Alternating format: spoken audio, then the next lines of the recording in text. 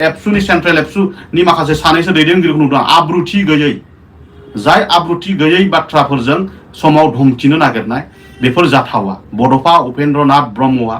बे बाथ्राखौ बुंलांदों जे हेलौ मानगोनां रायजो राजा आरो लोगो नोंथांमोनखौ बे आंनि बसखौ बर' इउट्युब चेनेलाव बरायग्रोनानै खुलुमग्रोनाय थाबाय आसा खालामो नोंथांमोना भिडिअखौ जोबजासे नायलांगोन आरो दिनैनि गुबै टपिकआनो जाहैबाय जोंहा मानाव गेदेर बिटिआरनि चिफ प्रमद बर' सार आरो लोगोसे इउपिपिएलनि इउजि ब्रह्म सारखौ दिनै गोख्रों रावजों सोंखारिनायखौ जों नुनो मोन्दों आरो लोगोसे एबसुनि सानैसो सोद्रोमाफोरखौ बे भिडिअनि गेजेरजों सोंखारिनायखौ नुनो मोन्दों आरो लोगोसे एनडिबिनि गायसनगिरि Dr.Ronjon Daimary सारखौ लानानै आरो लोगोसे माखासे केडारफोरखौ लानानै दिनै बे बाथ्रायाव बा बे भिडिअआव मा बाथ्राखौ सोंखारिलायनायखौ जों नुनो मोन्दों नोंथांमोना बे भिडिअनि गेजेरजों गासैखौबो फुल आपडेट नुनो मोनगोन थारैनो बाथ्राया बेसेबां सैथो नोंथांमोना जोबजासे नायनानै नोंथांमोना जोबनायाव कमेन्टनि गेजेरजों फोरमायहरबानो जाबाय दिनै Dr.Ronjon Daimary सारखौ लानानै आरो लोगोसे माखासे एनडिबिनि केडारफोरखौ लाफानानै दिनै मा बाथ्रा सोंखारिनायखौ जों नुनो मोनखो थारैनो बे सासे उकिल सारा दिनै Dr.Ronjon Daimary सार आरो लोगोसे माखासे केडारफोरखौ लाफानानै मा बाथ्रा बुंखो आरो लोगोसे बिटिआरनि चिफ जोंहा प्रमद बर' सारखौ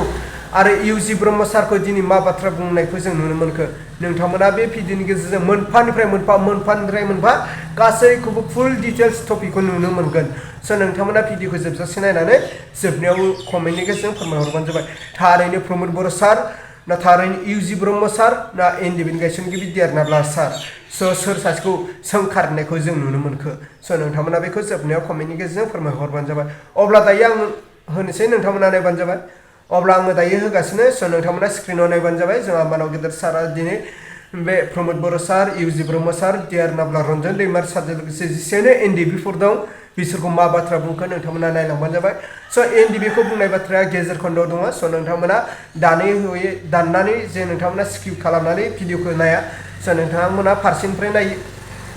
स' नोंथांमोना फारसेनिफ्राय नायब्लानो जाबाय दिनै एनडिबिनि Dr.Ronjon Daimary सारखौ मा बाथ्रा सोंखारनायखौ जों नुनो मोनखो अब्ला नोंथांमोना थारैनो भिडिअखौ बुजिगोन अब्ला स्क्रिनाव होबाय आङो नोंथांमोना नायबानो जाबाय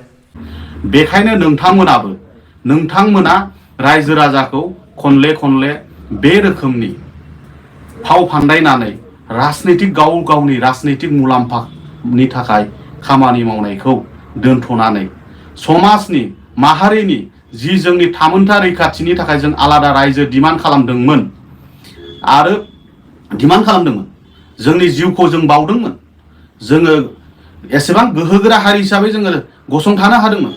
दिनै जोंखौ मा होनगासिनो दं जोंखौ मा सानगासिनो दं जों दिनै गावनि आथिङावनो जों गसंथानो हायै बायदि थासारियाव बेफोरबायदि थासारिखौ नुयोबा जोंबो दुखु मोनो जोंबो गाबखांनाय फैयो बै समनि जारिमिनखौ नुनानै बै समनि नोंथांमोननि सेक्रिफाइसखौ नुनानै गाबखांनाय मोनो आरो मोनसे बाथ्राखौ आं दिनै बुंगोन मानो गोनां इउजि ब्रह्म बिथांखौ नोंगौ नोंथाङा बर'नि सासे सानसुमै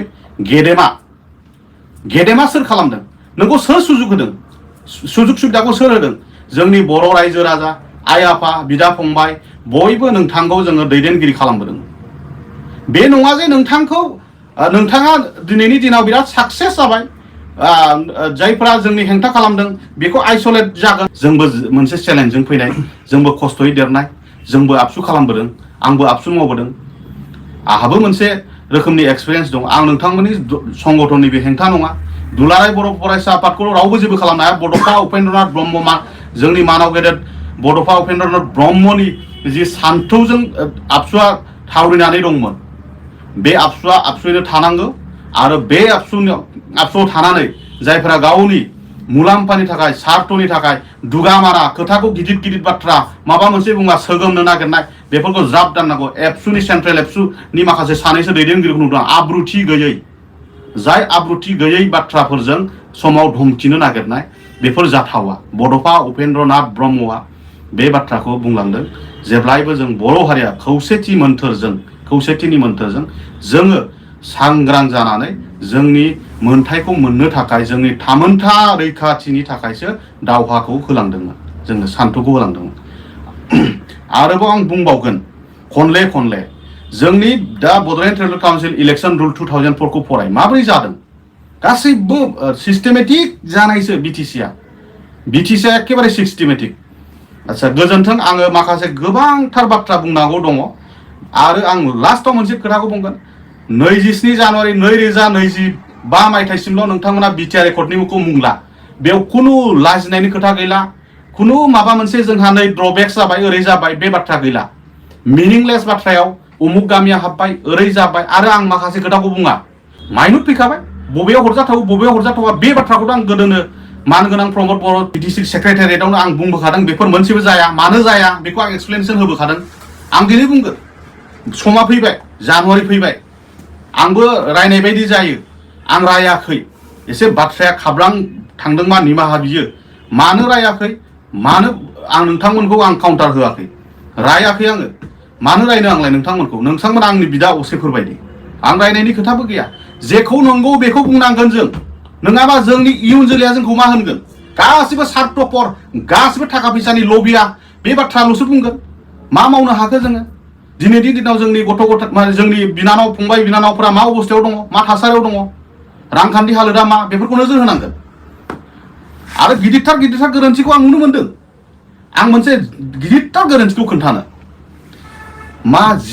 जिआइ टेक नामा जिआइ टेक माखौ लाबोदों जौ गोराननि हेंथा आं नङा बर' आइ आफामोना जौ सङो नंगौ मानि थाखाय सङो मानो संनो गोनां जादों जोंनि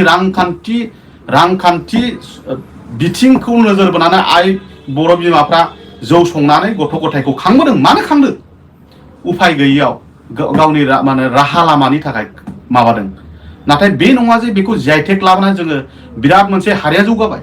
अब्ला मानगोनां रायजो राजा आरो लोगो नोंथांमोनाथ' थारैनो दिनै बे सारा दिनै सासे उखिल जालायनानै बिथाङा मा बाथ्रा बुंखो थारैनो बिथांनि बुंनाय बाथ्रा थारैनो सैथो होननानै आंबो सानो नोंथांमोना मा सानो नोंथांमोना बेखौ कमेन्टनि गेजेरजों फोरमायहरबानो जाबाय